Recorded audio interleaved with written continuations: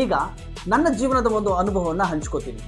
ನಾನು HMS happy mind solution ಕಂಪನಿಯಲ್ಲಿ 4 ವರ್ಷದ door to door marketing, team building activity, ಟೀಮ್ಗೆ ಟ್ರೈನಿಂಗ್ ಕೊಟ್ಟಿರುವಂಥದ್ದು, ಬ್ರಾಂಚ್ ಮ್ಯಾನೇಜರ್ ಆಗಿ ಕಾರ್ಯನಿರ್ವಹಿಸಿರುವಂಥದ್ದು ಮತ್ತು 10 ಬ್ರಾಂಚ್ಗಳಿಗೆ ಸೇಲ್ಸ್ ಹೆಡ್ ಆಗಿ ಕಾರ್ಯನಿರ್ವಹಿಸಿರುವಂಥ ಅನುಭವದ ಆಧಾರದ ಮೇಲೆ ನಾನು ನಿಮ್ಗೊಂದು ಇನ್ಸಿಡೆಂಟನ್ನು ಹೇಳ್ತೀನಿ.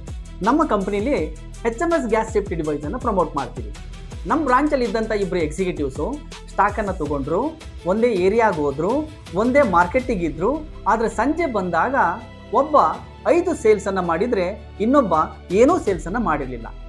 ಈ ವ್ಯತ್ಯಾಸ ಯಾಕಪ್ಪ ಆಯಿತು ಅಂದರೆ, ಸೋತಂಥ ಎಕ್ಸಿಕ್ಯೂಟಿವ್ ಮಾರ್ಕೆಟನ್ನು ಬ್ಲೇಮ್ ಮಾಡ್ತಿದ್ದ, ಅದೇ ಗೆದ್ದವನು ತನ್ನ ಜವಾಬ್ದಾರಿಯನ್ನು ತಗೊಂಡ.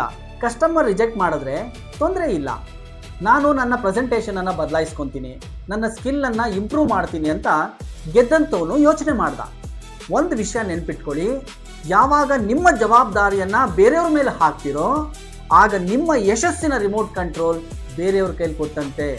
ಅದೇ ಜವಾಬ್ದಾರಿಯನ್ನು ನೀವೇ ಹೊತ್ಕೊಂಡ್ರೆ ನಿಮ್ಮ ಗೆಲುವಿನ ಪವರ್ ನಿಮ್ಮ ಹತ್ರನೇ ಇರುತ್ತೆ.